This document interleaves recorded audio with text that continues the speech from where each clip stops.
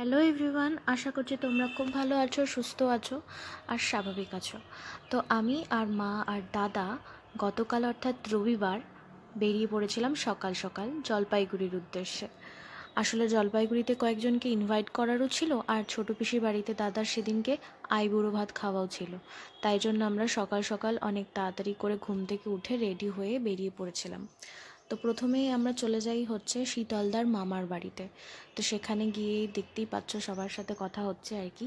তারপর বাইরের দিকে আমি একটু এসে ব্যালকনি থেকে তোমাদের জন্য এই ভিডিওটা নিচ্ছিলাম, কারণ আমি বাইরে দেখছিলাম এরকম উঠোন খুব একটা এখন বাড়িতে দেখা যায় না, তো বেশ সুন্দর হাওয়াও দিচ্ছিল এই ঘরটাতে। তারপর ওখান থেকে বেরিয়ে এসে আমরা একটু মিষ্টি নিয়ে নিচ্ছিলাম ছোটো পিসিদের বাড়িতেও যাওয়ার জন্য। তো ছোটো পিসি দেখছি গিয়ে যে রান্না প্রায় শেষের দিকেই, মাছ রান্নাটা হলেই হয়ে যায়। তো পিসিকে বললাম তুমি মাছটা রান্না করো, ততক্ষণ আমরা আরেকটা নেমন্তন্ন সেরে আসি। তো ছোটো পিসিরই ননদের বাড়িতে আমরা যাই, যেহেতু কাছেই তাই জন্য আমি আর মা হেঁটেই যাচ্ছিলাম। আর এই যাওয়া পথটা না এরকমই সরু, দেখলে মনে হবে কি যেন কিছু একটা হয়তো পোকামাকড় বেরিয়ে আসতে পারে, কিন্তু না, একদমই খুব পরিষ্কার পরিচ্ছন্ন আর কি। তো তারপরে আমরা চলে যাই সেই পিসিটার বাড়িতেও।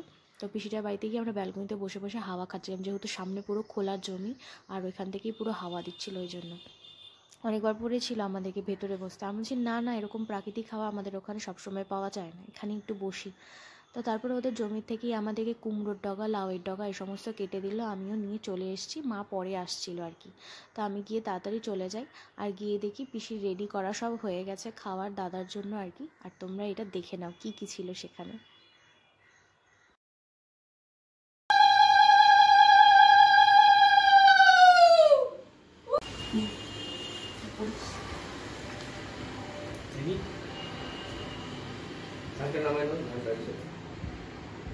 তারপর দাদার খাওয়া হয়ে গেল, তারপর আমরাও খেয়ে নিয়েছি।